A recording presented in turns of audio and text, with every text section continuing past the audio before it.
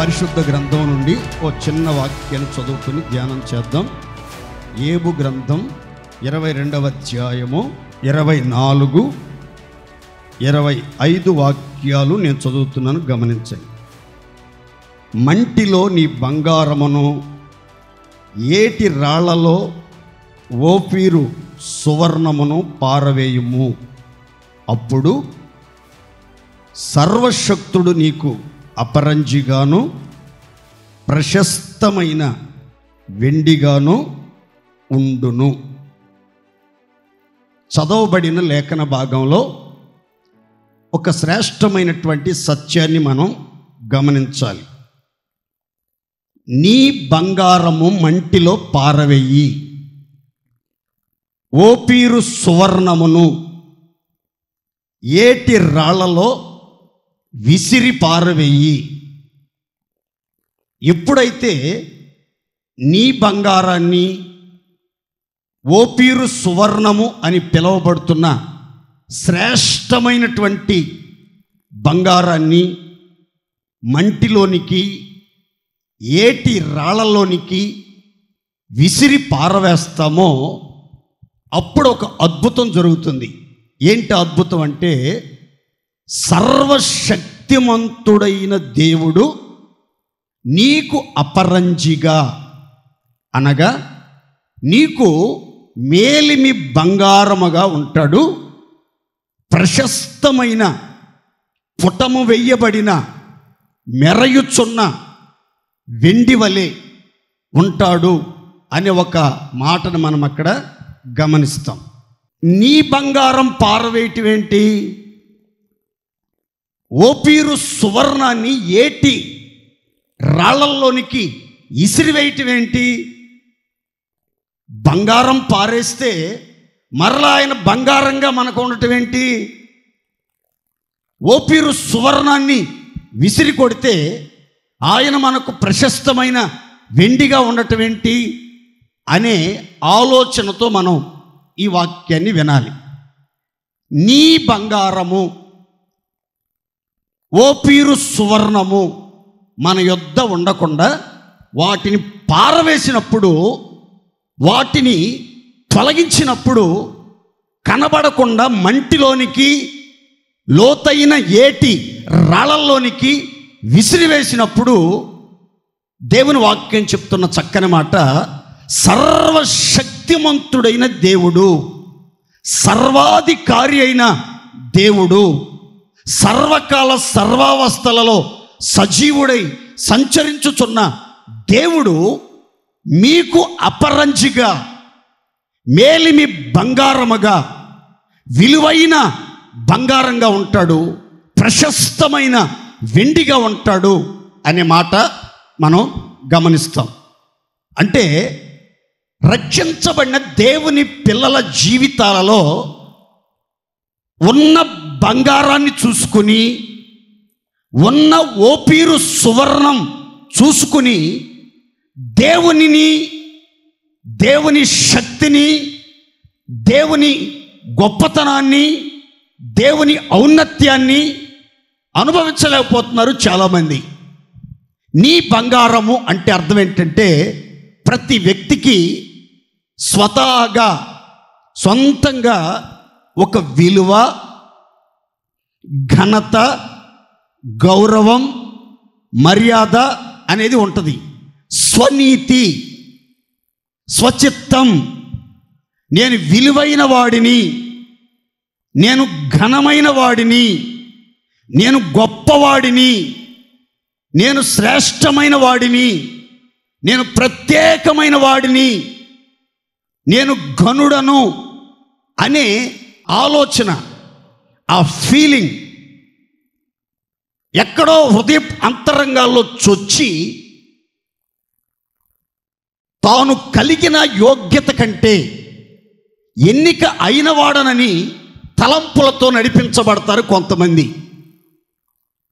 మనం మంటివారమని దేవుడికి తెలుసట, కానీ మంటి మనుషులమైనటువంటి మనం కొన్నిసార్లు నేను బంగారం, నా మాటల బంగారం, నా జీవితం బంగారం, నేను గోల్డు, నేను ప్యూర్ గోల్డు, నేను స్వచ్ఛమైన గోల్డు అని ఆ భ్రమలో బ్రతుకుతూ ఉంటారట.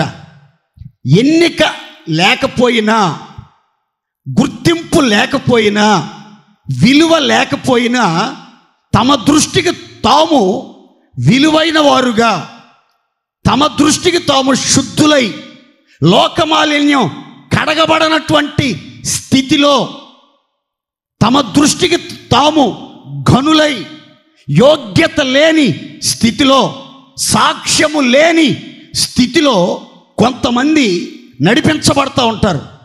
నేను బంగారమే కదా, నేను ఓపీరు సువర్ణమే కదా, నేను శ్రేష్టమైన వాడను, శ్రేష్టమైన దానను, నేను విలువైన దానను, నేను చాలా ఖరీదైన మనిషిని, నాకంటూ ఒక ప్రత్యేకత ఉంది, ఒక గుర్తింపు ఉంది, ఒక ఘనత ఉంది అనే ఆలోచనలోనే చూడండి ఈ స్వనీతి, ఈ ఘనతను కోరుకునే కార్యాలు, ఎన్నిక లేకపోయినా ఎన్నిక అయిన వారమని చెప్పుకునే ఈ స్వభావాలు ఉన్నాయే, ఇలాంటి స్వభావాలన్నీ కూడా నీ బంగారం, నీ మురికి బంగారం, నీ మస్టు పట్టిన బంగారం అని బైబిల్ చెప్తుంది.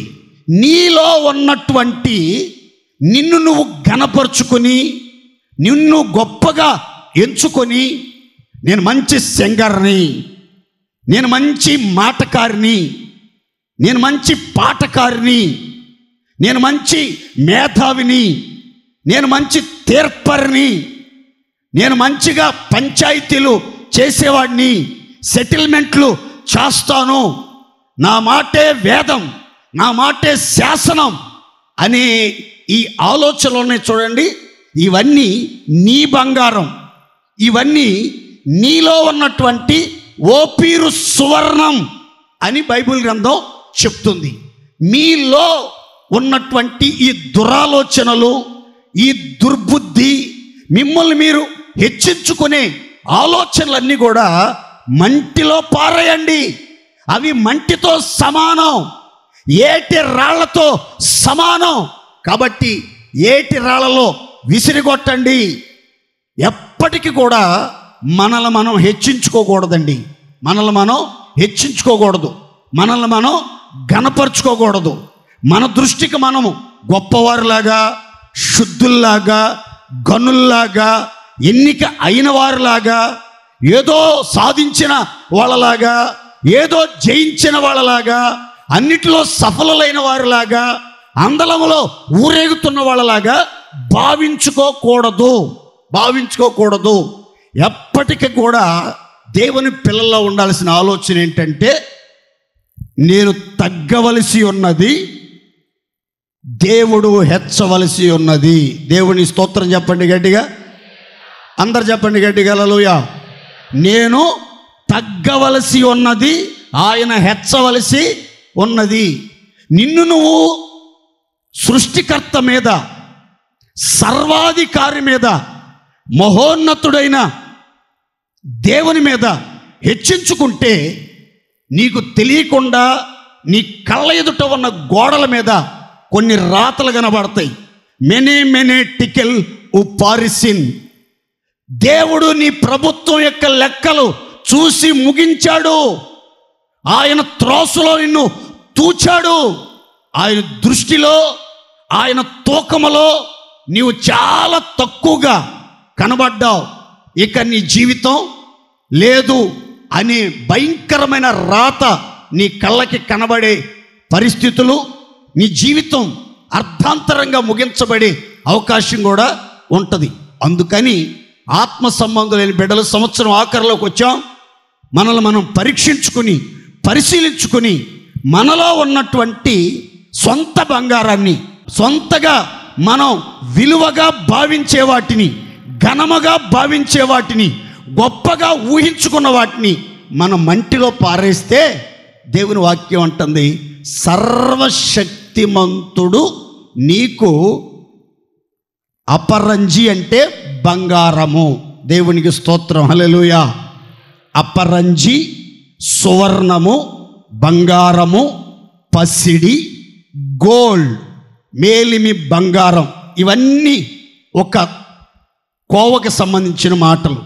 ఆ తర్వాత ప్రశస్తమైన వెండిగా నీ దేవుడు నీకు ఉంటాడు అనే మాటలు మీరు గమనించాలి. ఈ బంగారంగా దేవుడు సర్వశక్తిమంతుడు నీ జీవితంలో ఉన్నప్పుడు, ప్రశస్తమైన వెండిగా సర్వశక్తిమంతుడైన దేవుడు నీ జీవితంలో ఉన్నప్పుడు జరిగే కార్యాలేంటి? బంగారం నేర్పించే పాఠమేంటి? ప్రశస్తమైన వెండి తెలియజేసే సత్యాలు ఏమిటి అని అంటే 2 మాటలు నేను మీకు క్లుప్తంగా చెప్తాను, చూడండి. బంగారం రాజరికానికి, పరిశుద్ధతకు గుర్తు. బంగారం రాజరికానికి, పరిశుద్ధతకి గుర్తు. ఎప్పుడైతే మనలో ఉన్నటువంటి బంగారాన్ని మంటిలోనికి పారవేస్తామో, మనలో ఉన్నటువంటి ఓపిరు సువర్ణాన్ని ఏటి రాళ్ళలో పారేస్తామో, అప్పుడు దేవుడే మనకి బంగారంగా ఉంటాడు. మనము ఎలా మారిపోతామంటే పరిశుద్ధులుగా మారిపోతాం.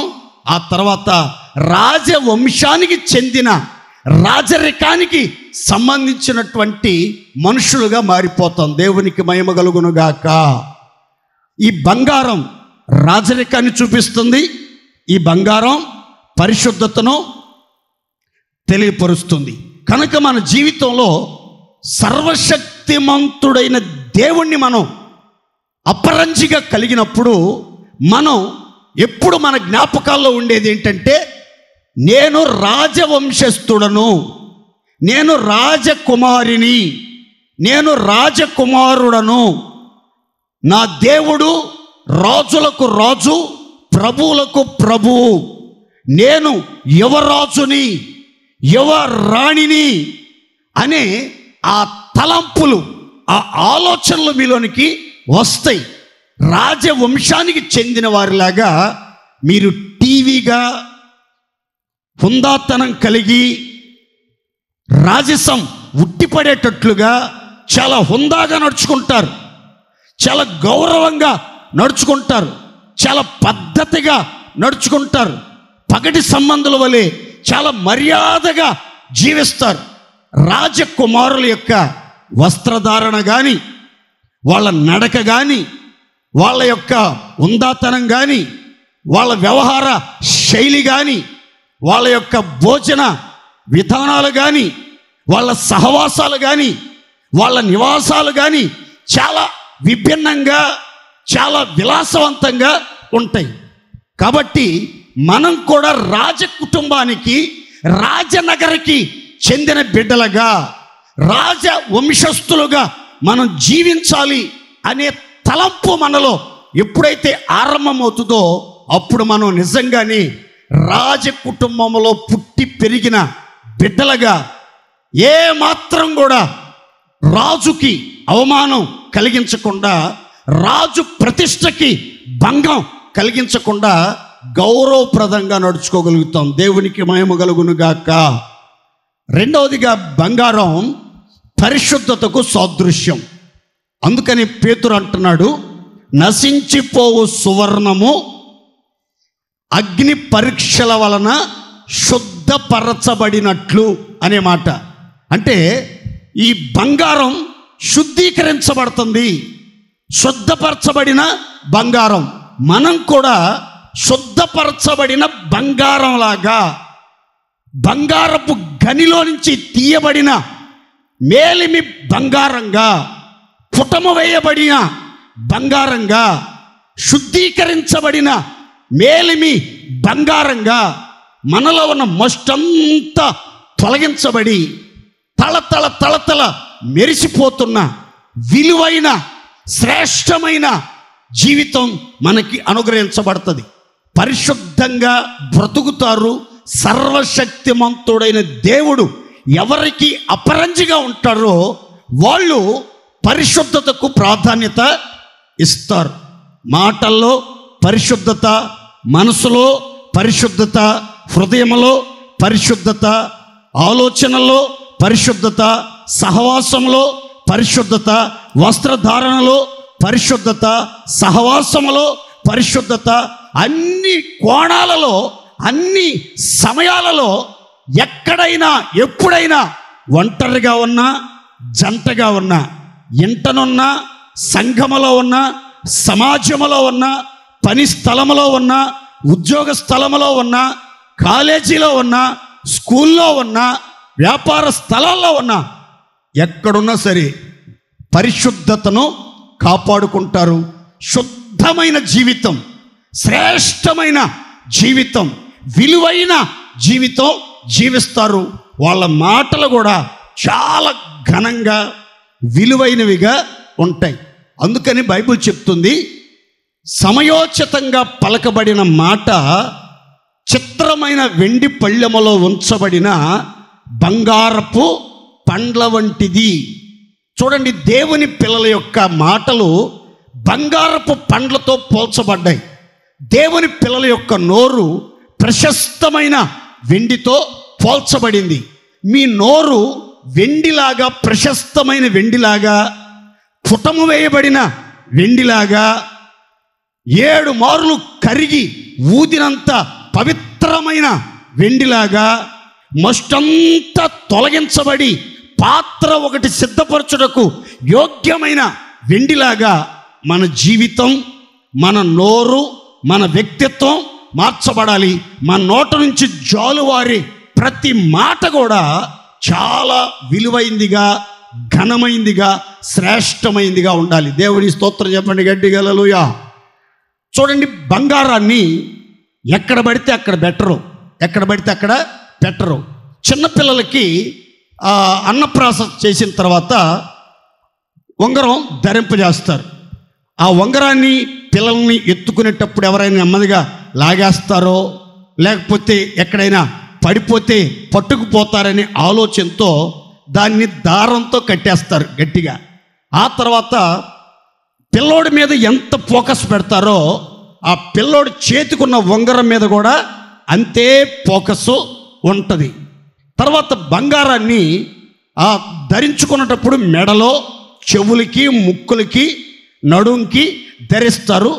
ఆ ఫంక్షన్కి వెళ్ళొచ్చిన తర్వాత వెంటనే ఆ ఆభరణాలన్నీ తీసి ఆ బీరువాలో, లాకర్లో భద్రంగా చేసుకుంటారు. పండగలు, పబ్బాలు వచ్చినప్పుడు మరొకసారి మెరుగు పెట్టిస్తారు. ఎందుకు అనంటే అవి కొంచెం తళతళలాడాలి, నేను ఆభరణాలు ధరించాను, అందరికీ కనబడాలి, అందరూ నన్ను చూడాలి, నా అపరంజి చూడాలి అన్న ఆలోచనతో వాళ్ళు మెరుగు పెట్టుకొని కూడా ప్రయత్నాలు చేస్తారు. బంగారానికి అంత ఆధిక్యత ఉంది. నీవు సర్వశక్తిమంతుడైన దేవుణ్ణి అపరంజిగా ధరించుకున్నప్పుడు నీ ఒక విలువైన వ్యక్తిగా ఉంటావు, విలువైన జీవితం జీవిస్తావు, శ్రేష్టమైన జీవితం జీవిస్తావు, అనేకులకు ఆశీర్వాదకరంగా బ్రతుకుతావు.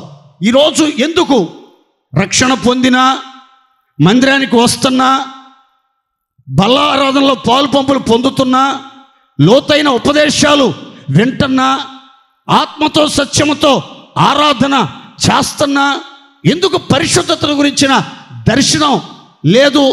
లోకస్తుల్లాగా, నామకార్థ క్రైస్తవుల్లాగా, అన్యుల్లాగా అపవిత్రమైన క్రియలలో, అసహ్యమైనటువంటి స్థితిలో నడిపించబడుతున్నారంటే మీకు సర్వశక్తిమంతుడైన దేవుడు అపరంజిగా ఉన్నాడన్న ఆలోచన లేదు, గ్రహింపు లేదు. దేవుడు నాకు బంగారంలాగా ఉన్నాడు, దేవుడు నన్ను బంగారంలాగా ఆవరించాడు, నేను దేవుని బంగారపు నిధిలో దాచబడ్డాను అన్న గ్రహింపు లేక ఇష్టం వచ్చినట్లుగా ఎచ్చలు విడిగా భక్తి వేషములో నడిపించబడతా ఉంటున్నారు చాలామంది. నా మాటనండి, ఎందుకో పరిశుద్ధాత్ముడు చెప్తున్నాడు, సర్వశక్తిమంతుడు రక్షణ పొందిన ప్రతి ఒక్కరి జీవితంలో అపరంజిగా ఉండి పరిశుద్ధతను అనుగ్రహించి రాజ కుటుంబీకులుగా, రాజవంశానికి చెందిన బిడ్డలుగా ఒక్కొక్కరిని తీర్చిదిద్దునుగాక. సంతోషం చెప్పండి గట్టిగా హల్లెలూయా. వెండి ప్రశస్తమైన వెండిగా కూడా ఉంటాడట. వెండి రెండు ప్రాముఖ్యమైనటువంటి విషయాలకు సూచనగా బైబిల్లో రాయబడింది. ఒకటి, వెండిని నిర్మలము చేయు రీతిగా ఆయన లేవీలను నిర్మలం చేయటానికి, నీతిగల వారిని నిర్మలులుగా చేయటానికి కంసాలి అగ్ని వంటి వాడిలాగా, చాకలివాణి సబ్బు వంటి వాడిలాగా ఉన్నాడని మలాకి చెప్తున్నాడు.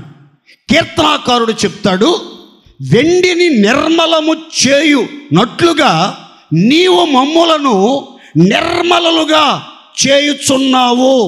వెండిని నిర్మలము చేయు రీతిగా నీవు మమ్ములను నిర్మలలుగా చేయుచున్నావు. దేవుని స్తోత్రం చెప్పండి గట్టిగా, గట్టిగా చెప్పాలి హల్లెలూయా. మన దేవుడట ఒక కంసాలి వెండిని ఏ రీతిగా నిర్మలం చేయటానికి అగ్నిలో పుటం వేస్తున్నాడో, మంటి మూసలో 7 మార్లు కరిగించి ఊది దానిలో ఉన్న మస్టంతా తొలగించి దాన్ని పవిత్రంగా, నిర్మలంగా, స్వచ్ఛమైన వెండిగా, పుటము వేయబడిన వెండిగా, ప్రశస్తమైన వెండిగా తీర్చిదిద్దుతున్నాడో, అలాగూ మనలో ఒక్కొక్కరిని 7 మార్లు పరిశుద్ధాత్ముడు మంటి మూసలో ఊది కరిగించి మనలో ఉన్న అపవిత్రత అంతా తొలగించి మనలో ఒక్కొక్కరిని వెండి వలె నిర్మలంగా చెయ్యునుగాక. గట్టిగా చెప్పాలి హల్లెలూయా. ఎవరిలో ఎటువంటి కల్మషం ఉండకూడదు, నిర్మలత్వం మాత్రమే మనలో కనబడాలి. నిర్మలమైన జీవితం, నిందారహితమైన జీవితం, నిర్దోషమైన జీవితం, స్వచ్ఛమైనటువంటి జీవితం, పారదర్శకంగా ఉండే జీవితం, క్లియర్ క్రిస్టల్ వంటి జీవితం, స్వచ్ఛమైన స్ఫటికం వంటి శ్రేష్ఠ జీవితం మనకి ప్రసాదించడానికే మన దేవుడు ఒక ప్రశస్తమైన వెండిగా, నిర్మలమైన వెండిగా మనం ధరించుకుని ఆయన నిర్మలత్వాన్ని, ఆయనలో ఉన్నటువంటి స్వచ్ఛమైన జీవితాన్ని మనందరికీ నిశ్చయముగా అనుగ్రహించునుగాక. గట్టిగా చెప్దాం హల్లెలూయా. రెండవ అనుభవం ఏంటంటే, వెండి విమోచనకు సాదృశ్యంగా బైబిల్లో రాయబడింది. విమోచనకు సాదృశ్యంగా రాయబడింది. మనలో ఒక్కొక్కరిని విమోచించడానికి, విడిపించడానికి, శ్రమలో నుంచి, బాధలో నుంచి, భయములో నుంచి, బంధకాలలో నుంచి, బలహీనతలన్నిటిలో నుంచి విడిపించడానికి, కష్టాల కడలలో నుంచి విడిపించడానికి, మరణ భయము నుంచి విడిపించడానికి, శ్రమల సంఖ్యలలో నుంచి విడిపించడానికి, సాతాను కబంధపు అస్తాల్లో నుంచి విడిపించడానికి, రుణ బాధల్లో నుంచి విమోచించడానికి ఆయన ఈ సంవత్సరం ఆఖరిలో మనలో ఒక్కొక్కరికి ప్రశస్తమైన వెండిగా ఉండి విడుదల కార్యక్రమం ప్రారంభించునుగాక. అందరు చెప్పండి గట్టిగా ఆమేన్. విడిపిస్తాడు, నిర్మలులుగా మారుస్తాడు, రాజవంశములో చేరుస్తాడు, శుద్ధమైన జీవితం ప్రసాదిస్తాడు. ఎప్పుడు అనంటే బైబిల్ అంటుంది, నీ బంగారం మంటిలో పారై, ఓ పీరు సువర్ణం ఏటి రాళ్ళలోనికి విసిరాయి, అప్పుడే సర్వశక్తిమంతుడు నీకు అపరంజిగా ఉంటాడు, ప్రశస్తమైన వెండిగా ఉండునుగాక. ఈ సర్వశక్తిమంతుడు మనకు అపరంజిగా ఉండి, సర్వశక్తిమంతుడు మనకి ప్రశస్తమైన వెండిగా ఉండి మన జీవితంలో జరిగించే 3 శ్రేష్టమైనటువంటి కార్యాలు ముచ్చటగా చెప్పి నేను ముగిస్తాను. అందరూ జాగ్రత్తగా పరిశుద్ధ గ్రంథాలు గమనించండి. ఆదికాండం 48వ అధ్యాయం 3-4 వాక్యాలు చదువుకుందాం. యోసేపును చూచి, కనాను దేశమందుని లూజులో సర్వశక్తిగల దేవుడు నాకు కనబడి నన్ను ఆశీర్వదించి, ఇదిగో నీకు సంతానాభివృద్ధి పొందించి నిన్ను విస్తరింపచేసి నీవు జనముల సమూహమగునట్లు చేసి నీ తర్వాత నీ సంతానమునకు ఈ దేశమును నిత్య స్వాస్థ్యముగా ఇచ్చేదనని సెలవిచ్చెను. అందరం గట్టిగా ఆమేన్ చెప్తాం. గట్టిగా. యాకోబు కాయిలా పడ్డాడు, కొంచెం బలహీన పడ్డాడు, మంచం పట్టాడు, కూర్చునే స్థితి కూడా లేదు, మంచానికే పరిమితమైపోయాడు, చావుకి కాళ్ళు చాచిన పరిస్థితిలో ఉన్నాడు. ఈ సమాచారం యోసేపుకి తెలిసింది. యోసేపు యాకోబును పరామర్శించడానికి, యాకోబును పలకరించడానికి, యాకోబు యొక్క బాగోగులు తెలుసుకోవటానికి తన ఇద్దరు కుమారులైనటువంటి మనస్సే ఎఫ్రాయిములను ఎంటబెట్టుకుని యాకోబు ఉన్నటువంటి స్థలానికి చేరుకున్నాడు. యాకోబు ఉన్న స్థలానికి యోసేపు తన కుమారులతో వస్తున్నాడన్న సమాచారం విన్నటువంటి యాకోబు బలం తెచ్చుకుని లేచి మంచం మీద కూర్చున్నాడు. ఈలోపు యోసేపు నెమ్మదిగా తన కుమారులిద్దరిని తోడుకుని యాకోబు దగ్గరికి తీసుకుని వచ్చాడు. అప్పుడు యాకోబు యోసేపును చూచి, ఇద్దరు మనమళ్ళ వైపు చూచి చెప్పినటువంటి ఒక శ్రేష్టమైన మాట ఇప్పుడు మనం చదువుకున్నాం. ఏమని అనంటే, నా కుమారుడా, సర్వశక్తిమంతుడైన దేవుడు లూజు అనే ప్రాంతంలో బేతేలు అనే చోట నాకు కనబడ్డాడు, నాకు ప్రత్యక్షమయ్యాడు. ఆ చోట నేను దేవుణ్ణి ముఖాముఖిగా చూశాను, కన్నులారా చూచాను. ఆయన స్వరూప దర్శనం నిదానించి చూశాను. ఆ సర్వశక్తిమంతుడు ఆ చోట నాకు కనబడి నన్ను ఆశీర్వదించి, నీకు సంతాన అభివృద్ధి కలుగుతుంది, నేను నిన్ను విస్తరింపజేస్తాను, ఇదిగో కన్నులెత్తి చూడు, కనాను దేశం అంతటిని నీకు నీ సంతానానికి నిత్య స్వాస్థ్యంగా ఇస్తానని అభయమిచ్చాడు అని శ్రేష్టమైన మాటలు చెప్తున్నాడు.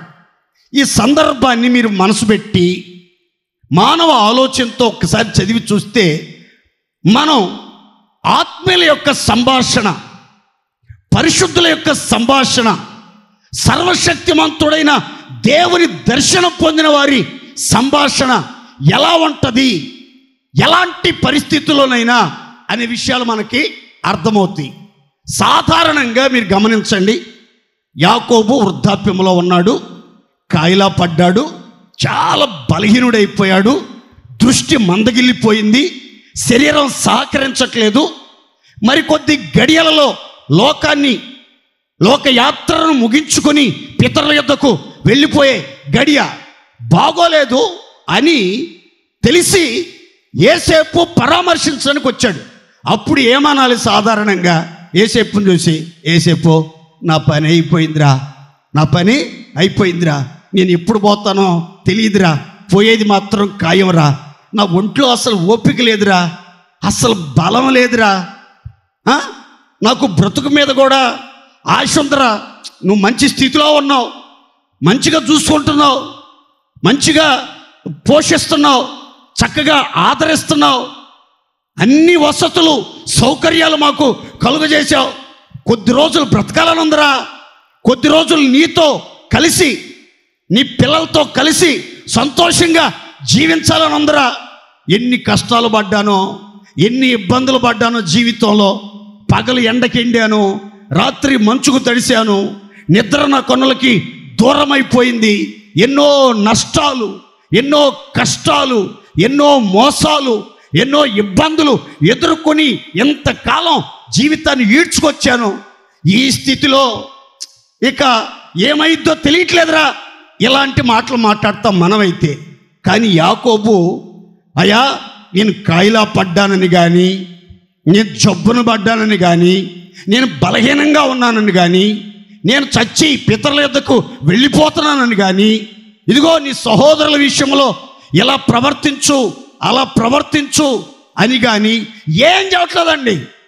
దేని గురించి మాట్లాడుతున్నాడు యేసేపుతో అవసాన దశలో అని అంటే, ఏ దేవుడైతే తన శ్రమ దినాన తన సహోదరుని ఎదుట నుంచి పారిపోతున్న సమయంలో, మరణ భయం వెంటాడి తరుముతున్న సమయంలో, ఒంటరిగా నిషీధి రాత్రిలో నిలిచి నిట్టూర్పులు విడుస్తూ మరణ భయంతో గావు కేకలు పెడుతున్న సమయంలో కనబడ్డాడే, మాట్లాడాడే, ఆశీర్వదించాడే. ఆ దేవుణ్ణి గురించినటువంటి వివరాలు, విశేషాలు తన కుమారుడికి, తన మనవళ్ళు వినేటట్లుగా చెప్పి తన కుమారుణ్ణి బలపరుస్తున్నాడు. తన కుమారుణ్ణి దృష్టి అంతా సర్వశక్తుల వైపు మళ్లించడానికి ప్రయత్నాలు చేస్తున్నాడు. దేవునికి మహిమ కలుగును గాక. మీరు మీ కుమారులకు ఏ సాక్ష్యం చెప్తున్నారు? మీరు కాయిలా పడినప్పుడు, మీరు జబ్బున పడినప్పుడు, మీరు మంచం పట్టినప్పుడు, మీరు బలహీన స్థితిలో ఉన్నప్పుడు, మీ చూపు మందగిలినప్పుడు, మీ మోకాళ్ళు సరిగా వంగని పరిస్థితుల్లో, నరాల వీక్నెస్ వచ్చి చేతులు కాళ్ళు గజగజ వణిగిపోతున్నప్పుడు, చూపు మందగిలినప్పుడు, తినటానికి అన్నీ ఉన్న అరుగుదల తగ్గిపోయినప్పుడు మీ పిల్లలతో వేటిని గురించి మాట్లాడుతున్నారు? అయ్యా కొద్దిగా హాస్పిటల్కి తీసుకెళ్ళరా, నీకు పుణ్యం ఉంటుంది, నాకు షుగర్ ఎక్కువ అయిందేమో అనిపిస్తుందరా, బాగా నీరసం పార్సలైపోతుంది, ఒక మనిషి ఇద్దరు మనుషుల్లాగా కనబడుతున్నారు, మాట కూడా సరిగ్గా వినబడతలేదు, ఇలాంటివి చెప్తున్నారా? దేవుని గురించి, మీకు కనబడిన దేవుని గురించి, మీకు జీవితంలో మిమ్మల్ని ఆశీర్వదించిన దేవుని గురించి, మీకు వాగ్దానాలు ఇచ్చిన దేవుని గురించి మీ పిల్లలకి చెప్తున్నారా? మీరు ఆగి ఆలోచించండి. మీ పిల్లలకి ఏం చెప్తున్నారు? మీరు మీ పిల్లలకి ఏం చెప్తున్నారు? మీ పిల్లలకి ఏ సంపద ఆత్మీయ వారసత్వంగా ఇవ్వాలని ఆశిస్తున్నారు? ఇల్లు వాకిళ్ళు వివరాలు చెప్తారు. అయ్యా నేను 2 ఇళ్ళు మెయింటైన్ చేశా, మా నాన్న కూడా 2 ఇళ్ళు మెయింటైన్ చేశాడు, 2 ఇళ్ళు మెయింటైన్ చేశాడు, నేను కూడా 2 ఇళ్ళు మెయింటైన్ చేశా, మీరు కూడా 2 ఇళ్ళు మెయింటైన్ చేయాలరా, మన వారసత్వం పోకూడదు అని చెప్పేది మీ పిల్లలకి. ఏం చెప్తున్నారు మీ పిల్లలకి? యాకోబు చెప్తున్నాడు, నాకు సర్వశక్తిమంతుడు కనబడ్డాడు, సర్వశక్తిమంతుడు నన్ను ఆశీర్వదించాడు, సర్వశక్తిమంతుడు వాగ్దానం ఇచ్చాడు అని ఎన్నో శ్రేష్టమైన సంగతులు చెప్తున్నాడు. ఎక్కడ కనబడ్డాడు? ఎలా ఆశీర్వదించాడు? ఎలాంటి వాగ్దానాలు ఇచ్చాడు సర్వశక్తిమంతుడు అనే వివరాలు నేను మీతో చెప్తాను, అందరు గమనించండి. లూజు అనగా బేతేలు. అందరు చెప్పండి, లూజ్ అంటే ఏంది? బేతేలు అంటే దేవుని మందిరం. బేతేలు అంటే ఏంటి? అందరు చెప్పాలి. బేతేలు అంటే ఏంటి? దేవుని మందిరంలో కనబడ్డాడట. ఎక్కడ కనబడ్డాడు? ఎవరికి? యాకోబుకి. చెప్పండి గట్టిగా, ఎవరికి? మార్గంలో కనబడ్డాడు ఒక ఆయనకి. ఆయన పేరు ఏం పేరు? సౌలు. చెప్పండి గట్టిగా. మార్గములో నీకు కనబడి, నీతో మాట్లాడి, నిన్ను పరిచారకునిగా, సాక్షిగా నియమించిన ఆ దేవునిని చూచున్నట్లుగా, నీ కన్నులు తెరవబడినట్లుగా ఆ దేవుడే నన్ను పంపించాడని అననీయ సాక్ష్యం చెప్తున్నాడు. డైరెక్ట్గా దేవుడు సౌలుతో చెప్పాడు, నేను నీకు కనబడబోవు సంగతిని గూర్చి, నీవు నన్ను చూచిన సంగతిని గూర్చి, నేను నిన్ను సాక్షిగా పరిచారకుడుగా నియమించిన సంగతిని గురించి అనేకులకు తెలియపరచాలి నువ్వని స్వయంగా యేసుక్రీస్తే సౌలుతో మాట్లాడినట్లుగా లేఖనంలో మనం చూస్తాం. ఈ యాకోబుకేమో మందిరంలో కనబడ్డాడు, సౌలుకేమో మార్గంలో కనబడ్డాడు. మన దేవుడు ఎవరంటే కనబడే దేవుడు. దేవునికి స్తోత్ర. గట్టిగా చెప్పాలి హల్లెలూయా. అదృశ్య దేవుడైనను ఆయన నిత్య శక్తిని బయలుపరచడానికి ఆయా సమయాలలో సందర్భాలలో భక్తులకు దర్శనమిచ్చే గొప్ప దేవుడు, మనం ఆరాధించే దేవుడు. ఇక్కడ మందిరంలో కనబడ్డాడు అని బైబిల్ చెప్తుంది. ఎప్పుడు కనబడ్డాడు మందిరంలో అనంటే, ఏశావు ఎదుట నుండి పారిపోయినప్పుడు. ఇంకా రాయబడింది, నా శ్రమ దినాన.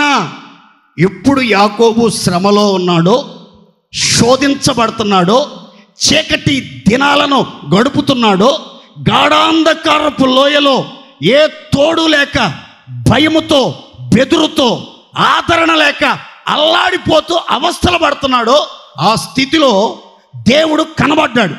కనబడి అతన్ని ఆశీర్వదించాడట. అతన్ని ఆశీర్వదించాడు. ఎలా ఆశీర్వదించాడో చెప్తాను చూడండి. బేతేలుకి వచ్చి అక్కడ కూర్చున్నాడు. కూర్చుని ఉన్నప్పుడు సర్వశక్తిమంతుడు అతనికి కనబడి అతనితో మాట్లాడి అతన్ని మరలా ఆశీర్వదించాడు. ఎప్పుడు ఆశీర్వదించాడంటే బైబిల్లో రాసి ఉంది, పద్దనరాము నుండి వచ్చుచుండగా దేవుడు బెత్లెహేములో యాకోబుకు మరలా ప్రత్యక్షమై అతన్ని ఆశీర్వదించి, నీ పేరు యాకోబు, ఇక మీదట నీ పేరు యాకోబు అనబడదు, నీ పేరు ఇజ్రాయేలు, ఇజ్రాయేలే కాదు ఇజ్రాయేలు అని యాకోబుని దేవుడు ఆశీర్వదించాడు. దేవునికి మహిమ కలుగునుగాక. ఆ తర్వాత యాకోబుతో మాట్లాడాడు, యాకోబుని ఆశీర్వదించాడు, యాకోబుకు వాగ్దానాలు ఇచ్చాడు. యాకోబు చూస్తూ ఉండగానే బేతేలులో నుంచి పరలోకానికి ఆరోహుండై వెళ్ళిపోయాడు. దేవుని స్తోత్ర. గట్టిగా చెప్దాం హల్లెలూయా. యాకోబుకి దేవుడు కనబడ్డాడు, యాకోబుతో దేవుడు మాట్లాడాడు, యాకోబును దేవుడు ఆశీర్వదించాడు, యాకోబుకు దేవుడు సంతాన అభివృద్ధినిస్తానని వాగ్దానం చేశాడు, యాకోబుని విస్తరింప చేస్తానని అభయం ఇచ్చాడు, యాకోబుకి అతని సంతానానికి వాగ్దత్త దేశాన్ని, పాలు తేనెలు ప్రవహిస్తున్న కనాను దేశాన్ని, సర్వ సమృద్ధి కలిగిన దేశాన్ని, లోపము లేని మంచి దేశాన్ని, సర్వ సంపదలు కలిగిన దేశాన్ని నిత్య స్వాస్థ్యంగా ఇస్తానని వాగ్దానం చేశాడు. దేవునికి మహిమ కలుగును గాక. ఈరోజు సర్వశక్తిమంతుడు మీ జీవితంలో చేసే కార్యాలు ఏంటంటే, ఖచ్చితంగా సర్వశక్తిమంతుడిని మీరు అపరంజిగా ధరించుకున్నప్పుడు, ప్రశస్తమైన వెండిగా కలిగి ఉన్నప్పుడు, మీలో ప్రతి ఒక్కరూ ఆ సర్వశక్తిమంతుడైన దేవుని స్వరూప దర్శనం, ప్రభావము కలిగిన దేవుని స్వరూప దర్శనం మీలో ఒక్కొక్కరు నిదానించి చూచెదరుగాక. సంతోషం చెప్పండి గట్టిగా. మీలో ప్రతి ఒక్కరిని దేవుడు ఆశీర్వదిస్తాడు, వాగ్దానాలు ఇస్తాడు, వాగ్దానాలు స్థిరపరుస్తాడు, వాగ్దానాలు నెరవేరుస్తాడు, మీతో మాట్లాడతాడు, మిమ్మల్ని ఆదరిస్తాడు, బలపరుస్తాడు, ధైర్యపరుస్తాడు, మీకు తోడుగా ఉంటాడు, మీరు చేసే కార్యాలన్నీ, ప్రయాణాలన్నీ సఫలపరుస్తాడు, మీకు మీ కుటుంబానికి మరింత క్షేమాభివృద్ధిని కలిగిస్తాడు. ఇన్ని కార్యాలు చేసే దేవుడు ఎవరో అనంటే యాకోబు చెప్తున్నాడు, సర్వశక్తిమంతుడు. దేవునికి స్తోత్ర. ఆయన కనబడటం మాత్రమే కాదు, మాట్లాడటం మాత్రమే కాదు, ఆశీర్వదించడం మాత్రమే కాదు, విస్తరింపజేయటం మాత్రమే కాదు, నిత్య స్వాస్థ్యాన్ని అప్పగించడం మాత్రమే కాదు, ఎన్నో ఘనకార్యాలు చేస్తాడు అని యాకోబు అనుభవించి తాను పొందిన దైవ దీవెనలను, ఆత్మ సంబంధమైన ఆశీర్వాదపు సమృద్ధిని గూర్చి యేసేపుతో ప్రస్తావిస్తున్నాడు. మీ పిల్లల దగ్గర మీరు ఏమి సంభాషిస్తున్నారు? వేటిని గురించి మాట్లాడుతున్నారు? ఏ సంగతులు మీ పిల్లలకి తెలియపరుస్తున్నారు? దేవుడు కనబడ్డాడనో దెయ్యం కనబడిందనో చెప్తారుగా. కనబడితే దేవుడన్నా కనబడాలి, లేకపోతే దెయ్యం అన్నా కనబడాలి. వస్తే ఆశీర్వాదం అన్నా రావాలి, లేకపోతే శాపం అన్నా రావాలి.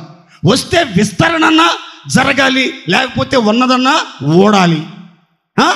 ఉంటే నిత్య స్వాస్థ్యం అన్నా రావాలి, లేకపోతే స్వాస్థ్యం ఏమీ లేకుండా సంపాదించిందంతా రెక్కలు వచ్చిన పిట్టలాగా ఎగిరిపోయి అభాగ్యులుగా అనాథలుగా మిగిలిపోవాలి.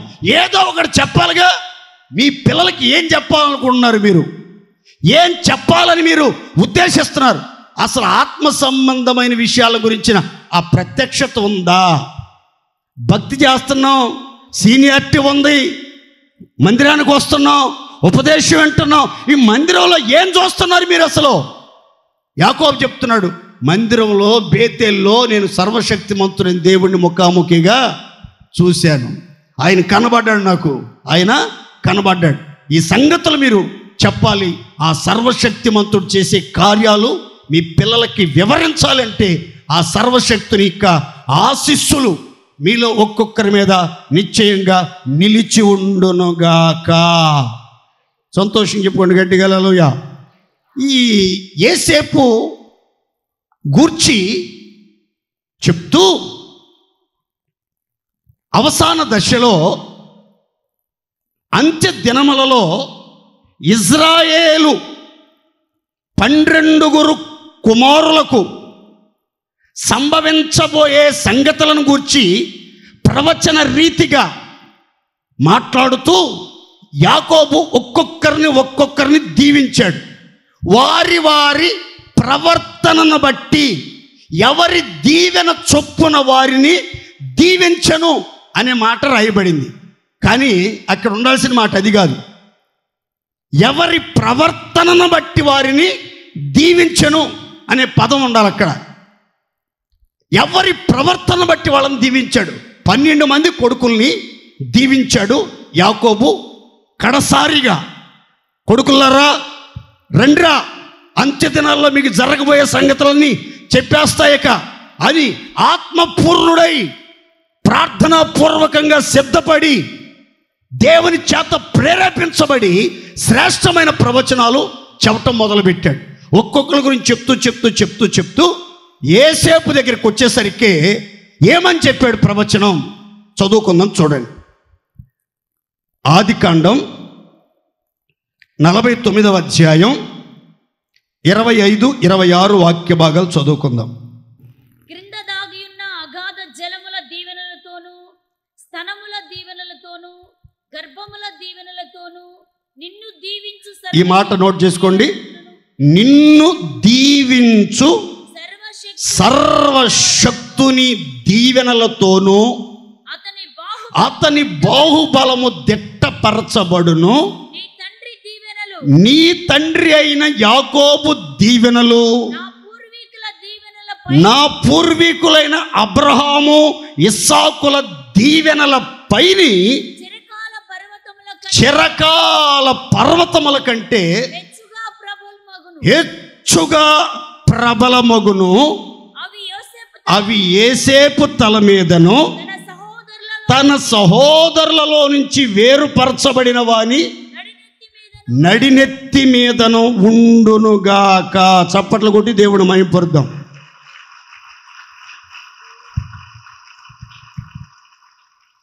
ఇక్కడ ఒక మంచి మాట చెప్తాను చూడండి. యాకోబుకు 12 మంది కొడుకులు ఉన్నారు కదా.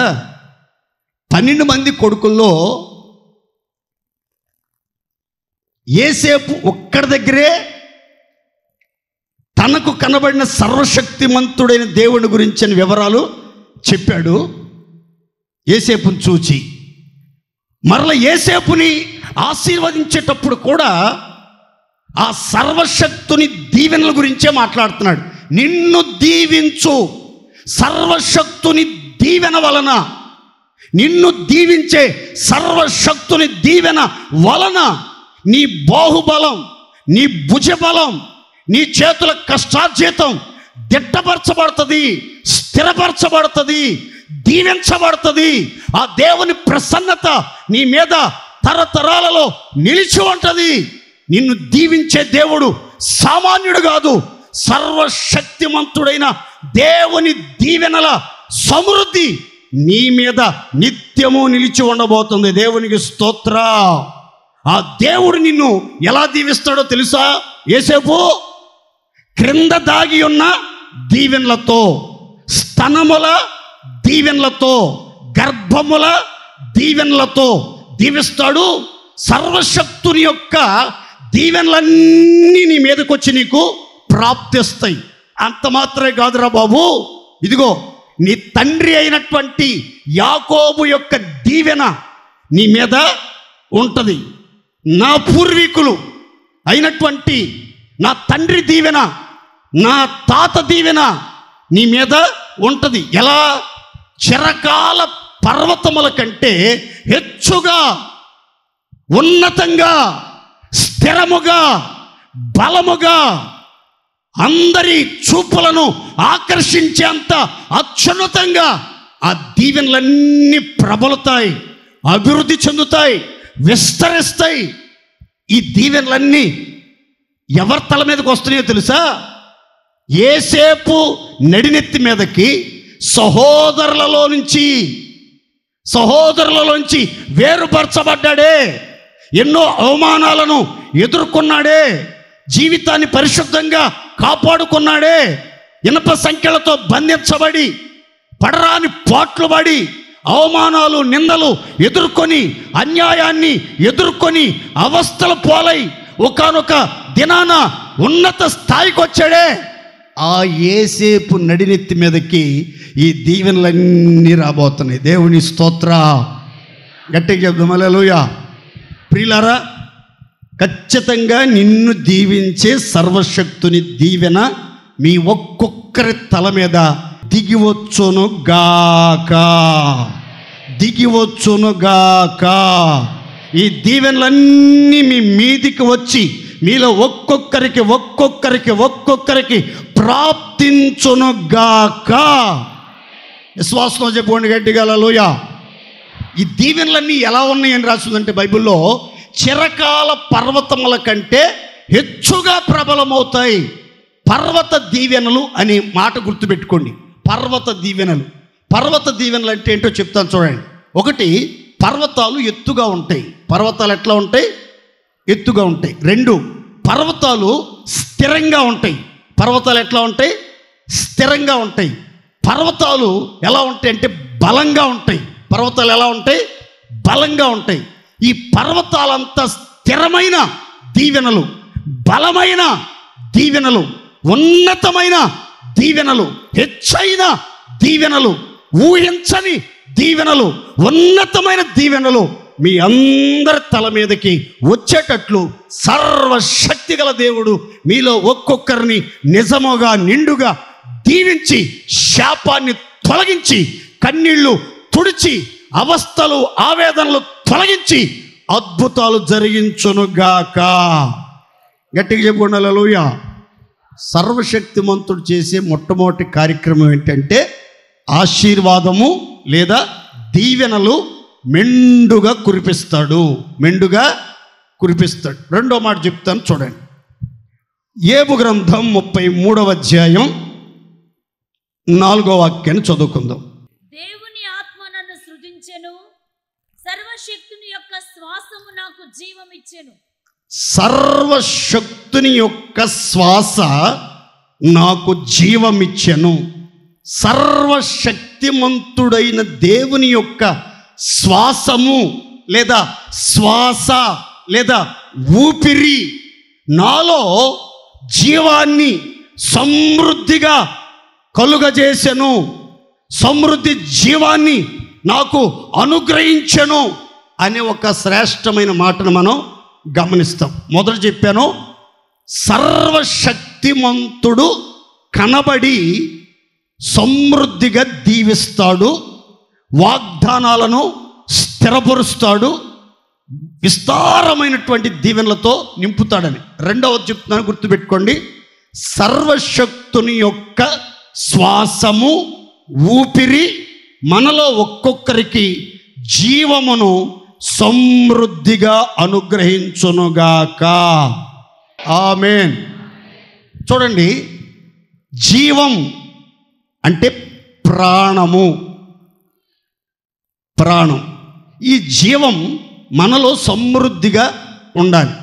యేసుక్రీస్తు శరీరధారిగా లోకానికి రావటంలో ఉన్నటువంటి ఉద్దేశాలలో ఒక ఉన్నతమైన ఉద్దేశం ఏంటంటే గొర్రెలకు జీవం ఇచ్చుటకును అది సమృద్ధిగా కలుగుటకును నేను వచ్చి తిని. గొర్రెలు అంటే విశ్వాసులు, కాపరి అంటే యేసయ్య.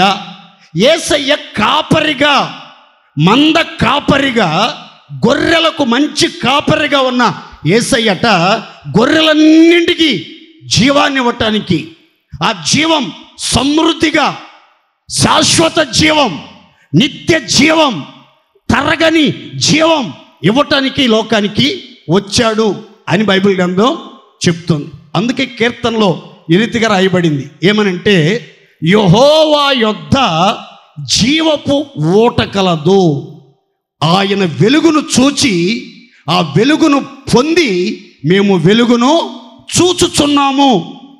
దేవుని యొద్ద జీవపు ఊట ఉంది. అందుకే యేసుక్రీస్తుకున్నటువంటి పేరులో ఒక ప్రత్యేకమైన పేరు ఏంటంటే జీవాధిపతి. నోరుదరి చెప్పండి, చెప్పాలి గట్టిగా. జీవాధిపతి. ఆయనలో జీవం ఒక ఓటలాగా ఉబుకుతూ ఉంటుంది. ఆయనలోని జీవం అంతరించిపోయేది కాదు, తరిగిపోయేది కాదు, అది ఒక ఓటలాగా ఉబుకుతానే ఉంటుంది. జీవజలపు ఓట యేసుక్రీస్తు, జీవమునకు అధిపతి యేసుక్రీస్తు. అందుకనే యోహాను సువార్త రాస్తూ యేసుక్రీస్తు ప్రియ శిష్యుడు, యేసుక్రీస్తు రొమ్మున ఆనుకున్నటువంటి యోహాను చెప్తాడు. ఏమనంటే, ఆయనలో జీవముండెను, ఆ జీవము మనుష్యులకు వెలుగై ఉండెను, ఆయన మూలముగా సమస్తము కలిగెను, ఆయన లేకుండా ఏదియు కలిగి ఉన్నదంతయు ఆయన మూలంగానే కలిగింది. ఆయనలో ఉన్న జీవం మానవాళికి వెలుగును నింపటానికి నిజమైన వెలుగుగా, నిత్యమైన వెలుగుగా, సత్యమైన వెలుగుగా, సజీవులకు ఉండే వెలుగుగా లోకానికి వచ్చాడు. ఆయనలో ఉన్న జీవం ద్వారా సమస్తము కలుగుచున్నాయి, ఆయన లేకుండా ఏది కలగదు అని ఒక చక్కని మాటను మనం గమనిస్తాం. యేసయ్య జీవముతో పాటు మనకి సమస్తాన్ని కూడా కలుగజేస్తాడు. ఆయన పేరు సర్వశక్తిమంతుడు. దేవునికి స్తోత్ర. గట్టిగా చెప్పండి హల్లెలూయా. కనుక మన ప్రాణం సర్వశక్తుని వల్ల మనకు ప్రసాదించబడి ఉంది. ఈ జీవం, ఈ ప్రాణం, ఈ ఊపిరి దేవుడు పెట్టిన భిక్ష, దేవుడు పెట్టిన భిక్ష. నీవు వాటిని సృజించుచున్నావు, మీద ఊపిరి విడవగా అవి సృజించబడుతున్నాయి. వాటికి ముఖమును మరుగు చేయగా అవి కలత చెంది మరుగైపోతున్నాయి, మట్టిలో కలిసిపోతున్నాయి అని ఒక మాట బైబిల్లో రాయబడి. దేవుడు మన వైపు చూడకపోతే, దేవుడు తన జీవాన్ని మనలోనికి పంపకపోతే మనం మరుగైపోతాం, మనం మంటిలో కలిసిపోతాం. కానీ సర్వశక్తిమంతుడైన దేవుడు అపరంజిగా, ప్రశస్తమైన వెండిగా ఉండి మనలో ఊపిరి ద్వారా జీవాన్ని సమృద్ధిగా అనుగ్రహించి, ఆరోగ్యమిచ్చి, ఆయుష్ను పొడిగించి, అన్ని విషయాల్లో తోడై ఆశీర్వాదకరమైన మార్గాల్లో నడిపిస్తున్నాడు. దేవుని స్తోత్ర. గట్టిగా చెప్పండి హల్లెలూయా. అందుకని కొలస్సీ పత్రికలో పౌలు వాక్యం రాస్తూ అంటాడు, మీరు క్రీస్తుతో కూడా లేపబడిన వారైతే మీరు పైనున్న వాటినే వెతకండి, కానీ భూ సంబంధమైన వాటి వైపు మీ మనసు పెట్టబాకండి. ఎందుకో తెలుసా? మీరు క్రీస్తుతో కూడా లేపబడిన వారైతే మీ జీవము క్రీస్తుతో కూడా దాచబడి ఉన్నది. దేవునికి స్తోత్ర. మన జీవాన్ని ఆయనే ఇచ్చాడు, మన జీవాన్ని ఆయనే భద్రంగా కాపాడుతున్నాడనే మాట రాయబడింది. మీకు ఇంకా గుర్తుంటానికి ఓ మాట చెప్తాం చూడండి. ఒకరోజు అబీగయీలు దావీదు దగ్గరికి వచ్చి చెప్తున్న మాట, నీ బ్రతుకు దినములన్నిట క్షేమము నీకు కలుగును, అపాయం ఏది నీకు రాదు. ఇదిగో, ఎవరైనా నిన్ను హింసించాలనుకున్నా, నీ ప్రాణాలు తీయాలనుకున్నా, నీకు ఆపద కలిగించాలనుకుంటే, నీ శత్రువులందరినీ దేవుడు వడిసెలతో ఒకడు రాయి విసిరినట్లుగా నీ శత్రువులందరినీ దేవుడు విసిరి అపాయానికి అప్పగిస్తాడు, నీ ప్రాణం మాత్రం యెహోవా యొద్దనున్న జీవపు మూటలో భద్రంగా కాపాడబడుతుంది. దేవునికి స్తోత్ర. గట్టిగా చెప్పండి హల్లెలూయా. మీ ప్రాణం పట్ల, మన ప్రాణం పట్ల దేవునికి ఎంత బాధ్యత ఉందో చూడండి. మనకు జీవం ఇచ్చిన దేవుడట, ఈ జీవాన్ని ఒక మూటలో భద్రం చేశాడట. ఆ మూట పేరేం పేరంటే జీవపు మూట. ఎప్పుడు జీవం ఉబుకుతూనే ఉంటుంది. ఆ మూటలో ఉన్న వాళ్ళ దగ్గరికి ఏ ఆపద, ఏ అపాయం, ఏ హాని రాకుండా క్షణక్షణం అనుక్షణం భద్రంగా కాపాడతాడు. అలాంటి సర్వశక్తివంతుడి దేవుణ్ణి ధరించుకున్నట్లయితే మీ ప్రాణాలకి ఎటువంటి అపాయం ఉండకుండా క్షేమంగా కాపాడబడుదురుగాక. మూడో మాట చదువుకుందాం చూడండి. ఏబు గ్రంథం 31వ అధ్యాయం 35వ వాక్యం. 31, 35. నా మనవి వినుటకై నాకొకడు ఉండవలనని నేనెంతో కోరుచున్నాను.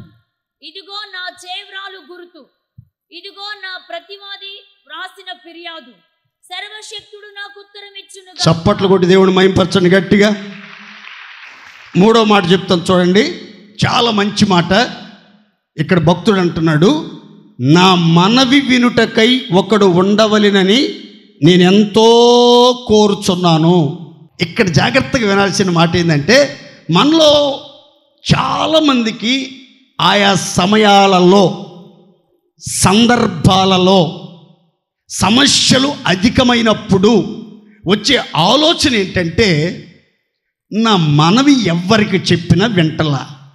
సేవకులకి చెప్తే వింటలేదు, సిస్టర్లకి చెప్తే వింటలేదు, బ్రదర్లకి చెప్తే వింటలేదు, స్నేహితులకి చెప్తే వింటలేదు, పెద్దలకి చెప్తే వింటలేదు. ఎవ్వరు కూడా నా మనవి సరిగా వినరేంటి? ప్రార్థనలు పెడతాం, చూద్దాం, ఓకే అనుకుంటూ పోతారే కానీ నా మనవి వినేవాళ్ళు ఒక్కళ్ళు కూడా కనబడతలేదే. ఒక్కళ్ళైనా నా మనవి సరిగ్గా వినేవాళ్ళు, నా మనవిని విని మహిమగల కార్యాలు జరుగుతాయని ప్రోత్సహించేవాళ్ళు, బలపరిచేవాళ్ళు, ధైర్యపరిచేవాళ్ళు, నా వెన్ను తట్టి ధైర్యపరిచేవాళ్ళు, నాతో కలిసి మనవి చేయటానికి ముందుకొచ్చేవాళ్ళు ఒక్కళ్ళు కనబడతలేదు. అయ్యో, నా మనవి వినటానికి ఒక్కడుండాలి అని నేను ఎంతో కోరుచున్నాను. చూడండి, మీరు గనక ఒక్కడు నా మనవి వినటానికి ఒక్కడుంటే చాలని మీరు కోరుకుంటే, ఆ ఒక్కడే యేసుక్రీస్తు ఖచ్చితంగా మీ మన వెంటానికి వస్తాడు. దేవుని స్తోత్ర. గట్టిగా చెప్పండి హల్లెలూయా. దేవుడు ఎవరంటే, మనం ఎప్పుడెప్పుడు మాట్లాడతామా, మనకి సమాధానం చెప్దాం, ఎప్పుడెప్పుడు మనవి చేద్దామా, మన మాటకు ప్రత్యుత్తరం ఇద్దామన్న ఆశతో ఎదురు చూస్తూ ఉంటాడు. మీరు ఎప్పుడైతే మనవి చేయటానికి పెదవులు తెరుస్తారో, నోరు తెరుస్తారో, నువ్వు మాట్లాడటం ఆలస్యం. మనవి చేయటానికి మాట్లాడటం అవసరం. మాట్లాడిన వెంటనే దేవుడు నేను ఉన్నాను, నేను విన్నాను అంటాడు. దేవుని స్తోత్ర. నువ్వేగా అడిగావు ఇప్పుడు దాకా, ఒకడు ఉండాలని నేను ఎంతో కోరుకున్నాను, ఒకడు ఉండాలని నేను ఎంతో కోరుచున్నాను. ఇందాక దాకా ఇదిగిచ్చావుగా, వచ్చా, చెప్పు. కొంతమంది వాక్యం బాగానే వింటారు, పాటలు బట్టి చప్పట్లు కొడతారు, కానీ ప్రార్థన చేసేటప్పుడు మాత్రం నోరే తెరవరు. నోట్లో ఎలక్కాయ పడినట్లుగా, నోట్లో బెల్లం గడ్డ పెట్టుకున్నట్లుగా, మోగోళ్ళలాగా, ఆ ముట్టెంతో రకంగా పెట్టుకుని దెబ్బరొట్లాగా విచిత్రంగా చూస్తూ ఉంటారు. బాగా మాడిపోయిన దెబ్బరొట్లాగా. నా మాటనండి, మనవి చేసే సమయం వచ్చినప్పుడు మాట్లాడటం ప్రారంభించాలి. మనవి చేసే సమయం వచ్చినప్పుడు మాట్లాడటం మొదలు పెట్టాలి. మాట్లాడటం మొదలు పెడితే మొట్టమొదటిగా నీ మనవి వినేది ఎవరంటే సర్వశక్తి గల దేవుడు. ఆయన నీ దగ్గరికి వచ్చి నీతో చెప్పే మాట, ఉన్నాను, విన్నాను. ఇదే కాపీ కొట్టాడు జగన్, అంతే, తేడా ఇంకేం లేదు. దేవుడి స్తోత్రం చెప్పండి గట్టిగా చెప్పండి హల్లెలూయా. అన్ని చోట్ల జగన్ ఎక్కడ ఉంటాడు? అన్ని చోట్ల జగమంతా ఉండేది జగన్నాథక సూత్రధారి అయిన యేసుక్రీస్తు. దేవుని స్తోత్ర. జగముల నేలే రారాజు అన్ని చోట్ల ఉంటాడు, అందరి మనవులు వింటాడు. కానీ ఒక్క జగన్మోహన్ రెడ్డి ఏమాత్రం వింటాడండి? ఏమాత్రం వింటాడు? ఏమాత్రం చేస్తాడు? కనుక నామమాత్రం ఉండే మనుషులు వినాలని చూడాలని మనం కోరుకోకూడదు. కానీ సర్వశక్తిమంతుడైన దేవుడు నా మనవి వినాలని నేను ఎంతో కోరుచున్నాను అని మీరు కోరుకోవాలి. దేవుని స్తోత్రం చెప్పండి గట్టిగా. కొంతమంది ఎంటబడతా ఉంటారు సేవకులు అంట, అయ్యా అయ్యా ఒక మాట అయ్యా, ప్రార్థన చేయి, కడుపులో విపరీతంగా నొప్పిపోతుందయ్యా, షుగర్ ఎక్కువైపోయిందయ్యా, కిడ్నీ పాడైపోయిందయ్యా, లివర్ బాగా ఉబ్బిపోయిందయ్యా, కళ్ళు ఉబ్బిపోతున్నాయ్యా, రక్తంలో మార్పు వచ్చిందయ్యా, అసలు ఏం తినలేకపోతున్నాయ్యా, తిన్నది సరిగా అరగట్లేదయ్యా, ఇట్లాంటి చెప్తానికి ఎంట పడుతూ ఉంటారు. కొంతమంది పాడిందే పాడరా, పోసపడదవసరం అని ఎప్పుడు కనబడ్డా ఒకటే సంగతి. కాట్రాజు ఎంట పడుతుందని, దెయ్యాలు దొరుకుతున్నాయని, నరకానికి పోతావు అని చెప్తున్నారు. ఇదే మాట కానీ ఇంకో మాట చెప్పరు దేవుడి దయ వల్ల. దేవుని స్తోత్రం చెప్పండి గట్టిగా. ఇట్లా చెప్తుంటే వింటారా? వినేవాళ్ళకి కూడా 2-3 సార్లు విని విసుగొచ్చేసింది, కొన్నిసార్లు విసుగొచ్చేస్తుంది. కాబట్టి మీ మనవి వినటానికి కొన్నిసార్లు సేవకులుగా మేము విసిగిపోవచ్చు, కానీ మీ మనవి వినటానికి ఏమాత్రం విసిగిపోకుండా, వేసారిపోకుండా వినటానికి ఎప్పుడు వేగిరపడే దేవుడు ఉన్నాడు. ఆయనే సర్వశక్తిమంతుడైన దేవుడు. దేవుని స్తోత్ర. బైబిల్లో ఇద్దరు మనవుల గురించి చెప్తాను టూకీగా. ఇటు చూడండి అందరూ. ఒక ఆవిడ మనవి చేస్తుంది, దుఃఖాక్రాంతురాలై చింతాక్రాంతురాలై మందిరంలోకి వెళ్ళి మనవి చేసింది. ఏమని అనంటే, నాకు మగబిడ్డను దయచేయి, నాకు మగబిడ్డను దయచేయి అని. ఆ పాస్టర్ గారు చెప్తున్నాడు, అమ్మాయి నువ్వు క్షేమంగా వెళ్ళు, ఇశ్రాయేలీల దేవునితో నీవు చేసుకొనిన మనవిని ఆయన నీకు దయచెయ్యునుగాక. అందరు చెప్పండి గట్టిగా. ఇశ్రాయేలీల దేవునితో నీవు చేసిన మనవిని ఆయన నీకు దయచేస్తాడు. మనవి వినటానికి ఒకడు ఉండాలని ఎంతో కోరుచున్నానని పగిలిన గుండెతో, విరిగిన మనసుతో, హృదయపు అంతరంగాల్లో నుంచి దిక్కులు పెక్కటిలేటట్లుగా ఏడ్చి మూలుగుతూ మనవి చేసావు కదా, నేను విన్నా. ఇశ్రాయేలీల సర్వశక్తి గల దేవుడు నీ మనవంతా విని నువ్వు మనవి చేసింది నీకు దయచేస్తా. ఎప్పుడైతే ఈ మాట ఆవిడ చెవిని పడిందో, బైబిల్ చెప్తున్న మాట, ఆమెలో ఉన్న దుఃఖం నిట్టూర్పులు అన్నీ ఎగిరిపోయినాయి అంటండి. ఇక ఆ రోజు నుంచి ఆమె జీవితంలో ఏడుపు అనేదే లేదంటండి. దేవుని స్తోత్ర. ఎందుకు ఎన్ని వర్తమానాలైనా ఏడుపు మోకాలు వేసుకుని ఉసూరమంట వ్యాధిగ్రస్తుల్లాగానే తిరుగుతున్నారు అంటే, మీ మనవి వినే దేవుడు ఉన్నాడు. ఆయన మీరు మనవి చేసినంత మీకు దయచేస్తాడు. సంతానమైన, సౌభాగ్యమైన, సర్వ సంపదలైన ఏవైనా సరే దయచేస్తాడు. రోగాలు తొలగిస్తాడు, వ్యాధుల బలం నిర్మూలపరుస్తాడు, అపవాది క్రియలు లయపరుస్తాడు, అద్భుతాలు జరిగిస్తాడు అనే గ్రహింపు మీకు వచ్చినప్పుడు ఇక మీదట ఏ రోజు మీ ముఖంలో కన్నీళ్లు కానీ విచారం కానీ కనబడదు. మీ నోటి నిండా నవ్వు ఉంటుంది. నిత్యానందముతో మీ జీవితం ప్రకాశవంతంగా ఉండునుగాక. ఇంకొక అబ్బాయి ప్రార్థన చేశాడు. ఏమనంటే, నిశ్చయముగా నీవు నన్ను ఆశీర్వదించి నా సరిహద్దును విశాలపరిచి నీ చెయ్యి నాకు తోడుగా ఉండ దయచేసి కీడులో పడకుండా నన్ను తప్పించుమని అతడు మనవి చెయ్యగా, దేవుడు అతడు మనవి చేసినదంతయు అతనికి దయచేసెను. కాబట్టి ఎబ్బేజు తన సహోదరులందరికంటే ఘనము పొందిన వాడై ఉండెను. చప్పట్లు కొట్టి దేవుడు మహిమపరుద్దాం. మీరు మీ సహోదరులందరికంటే, మీ సమకాలికులందరికంటే, మీ బంధువులందరికంటే, మీ రక్త సంబంధులందరికంటే, మీ గ్రామస్తులందరికంటే ఘనముగా దీవించబడాలి. మీరు నిశ్చయంగా ఆశీర్వదించబడాలి. మీ సరిహద్దులు విశాలపరచబడాలి. నిరంతరం దేవుని యొక్క హస్తం తోడుగా ఉండాలి. కీడులో పడకుండా తప్పించబడాలి.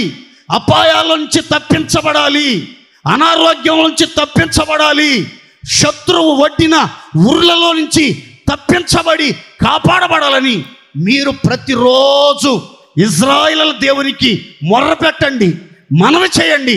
ఖచ్చితంగా మన దేవుడు ఎవరంటే మనవి చేసినదంతయు ధారాళంగా దయచేసే దేవుడు. మనవి చేసిందంతా, మనవి చేసింది కొంత కొంత కొంత కొంత ఇన్స్టాల్మెంటు పద్ధతిలో ఈఎంఐ లాగా దయచేసే దేవుడు కాదు ఆయన. నువ్వు ఏదైతే మనవి చేస్తావో, ఏ విషయాల కొరకైతే మనవి చేస్తావో అన్నీ దయచేస్తాడు. నీ స్థితిగతులలో విప్లవాత్మకమైన పెనుమార్పును కలిగిస్తాడు. బైబిల్లో రాసిన మాట, ఎబ్బేజు అంటే వేదన పుత్రుడు. ఎబ్బేజు అంటే ఏంటండి? వేదన పుత్రుడు, సంతోషపుత్రుడుగా, ఏడుపు మోహంతో పుట్టిన దుఃఖపుత్రుడు, కుడి చేతి కుమారుడుగా, ఆశీర్వాదించబడిన వ్యక్తిగా మార్పు చెందడానికి గల కారణం ఏంటి అని అంటే అతడు మనవి చేశాడు, దేవుడు అతనికి దయచేశాడు. సర్వశక్తిమంతుడు, మీరు మనవి చేసినంత మీకు దయచేస్తాడు. మీకు ప్రార్థించిన వెంటనే ఉత్తరం ఇచ్చి ఉన్నతమైన కార్యాలు జరిగించి ఉన్న స్థితిలో నుంచి ఉన్నత స్థాయికి హెచ్చించబడినట్లు ఒక్కొక్కరిని ఉద్ధరించునుగాక. చివరిగా ఒక్క మాట చెప్పి ముగిస్తాను, చదువుకుందాం. చూడండి, 43వ అధ్యాయం ఆదికాండం 43వ అధ్యాయం 14వ వాక్యం చదువుకుందామండి. ఆ మనుషుడు మీ ఇతర సహోదరుని బెన్యామీనును మీకు అప్పగించినట్లు సర్వశక్తుడైన దేవుడు ఆ మనుషుని ఎదుట మిమ్మును కరుణించునుగాక. అందరు చప్పట్లు కొట్టండి ఒకసారి గట్టిగా.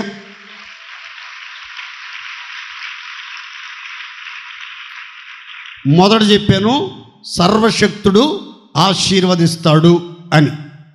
రెండవ చెప్పాను సర్వశక్తుడి శ్వాసము వలన మనకు జీవము సమృద్ధిగా అనుగ్రహించబడుతుందని. మూడవ చెప్పాను సర్వశక్తిమంతుడు మనవి ఆలకించి ఉత్తరమిచ్చి ఉన్నతమైన కార్యాలు జరిగిస్తాడని. చివరిగా 4వ మాట చెప్తున్నాను, గుర్తుపెట్టుకోండి. సర్వశక్తిమంతుడైన దేవుడు మిమ్మును కరుణించునుగాక. అందరు విశ్వాసంతో చెప్పుకోండి గట్టిగా ఆమేన్. ఈ మాట ఎవరు చెప్తున్నారో తెలుసా అండి? యాకోబు తన కుమారులతో చెప్తున్నాడు. కలవరాల మధ్యలో, సందిగ్ధ పరిస్థితుల మధ్యలో, ఎలాంటి పరిస్థితులు ఎదురవుతాయో తెలియట్లేదు. వెళ్ళినోళ్ళని వెళ్ళినట్లు జైల్లో పెట్టేస్తున్నారు అక్కడ. ఇలాంటి పరిస్థితుల్లో యాకోబు తన కుమారుల వైపు చూసి చెప్తున్నాడు, సర్వశక్తిమంతుడైన దేవుడు ఆ మనుషుని ఎదుట మిమ్మల్ని అందరినీ కరుణిస్తాడు, బెన్యామీనును ఆ జైల్లో నుంచి విడిపిస్తాడు, నాకు పుత్రశోకం కలగకుండా కాపాడతాడు అని ఒక ధైర్యాన్ని నింపే మాట, ప్రోత్సాహకరమైన మాట, సర్వశక్తుని లక్షణాలలో విలక్షణమైన మాట ఒకటి చెప్పి పంపిస్తున్నాడు.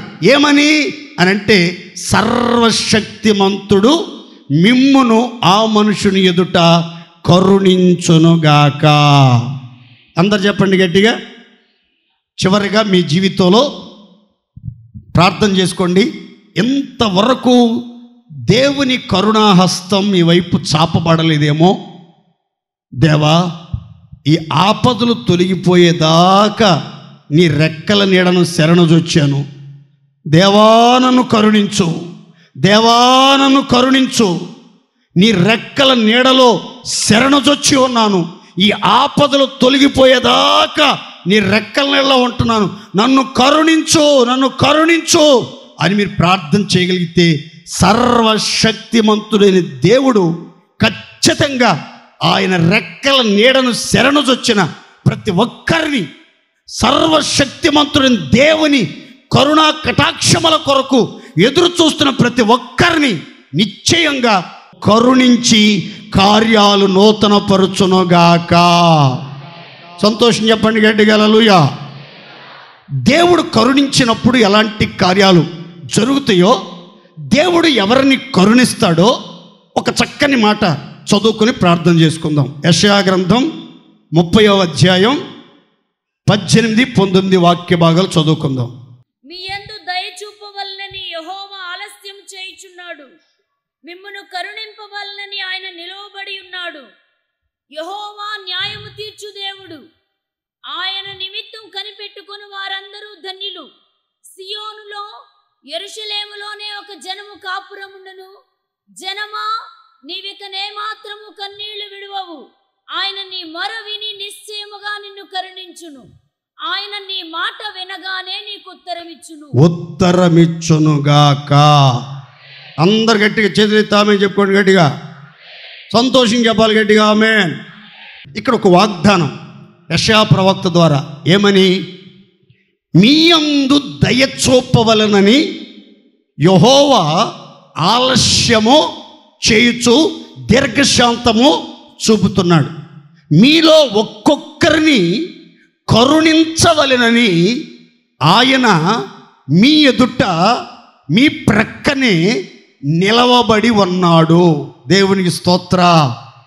ప్రతి ఒక్కరిని కరుణించడానికి, ప్రతి ఒక్కరి మీద దయాదాక్షిణ్యాలు చూపటానికి ఆయన నిలబడ్డాడు.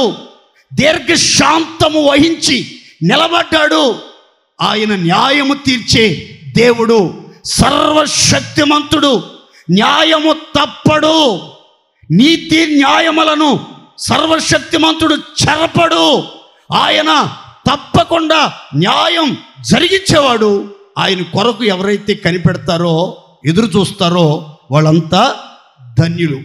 జనమా, సియోనులో యెరూషలేములో ఒక జనము కాపురం ఉంది.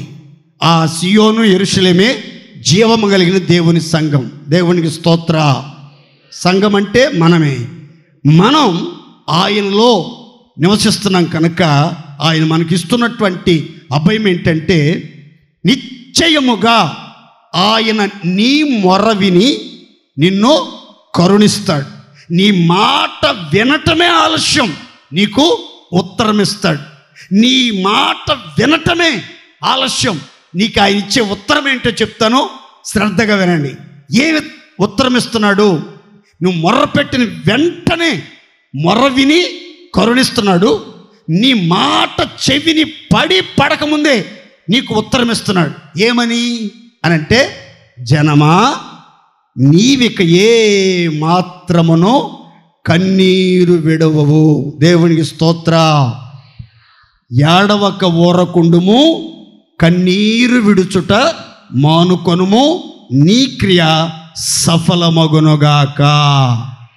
ఎందు నిమిత్తం ఈ 2024 సంవత్సరం అంతా కన్నీరు విడిచారో, దుఃఖపడ్డారో, ఏడ్చారో, చింతించారో, కృంగిపోయారో, కుమిలిపోయారో, నిరాశల నీడలో నిలిచి నిట్టూర్పులు విడిచారో నాకైతే తెలియదు. కానీ అందరినీ ఎరిగిన దేవుడు, ఆంతర్యాలను ఎరిగే దేవుడు, కరుణించడానికే నిలబడ్డ దేవుడు, కన్నులెత్తి మిమ్మల్ని చూస్తున్న దేవుడు మీతో చెప్తున్నాడు, జనమా, దైవ జనమా, సంఘమా, సమాజమా, ఇక మీదట మీలో ఎవ్వరు ఏమాత్రం ఎట్టి పరిస్థితుల్లో కన్నీరు విడిచే అవకాశాలు, ఏడ్పు నిట్టూర్పులకు అవకాశం లేకుండా, నీ కన్నుల్లో నుంచి ఏ మాత్రం కన్నీళ్లు రాకుండా కన్నుల్లోని ప్రతి బాష్పబిందు తుడిచేస్తాడు.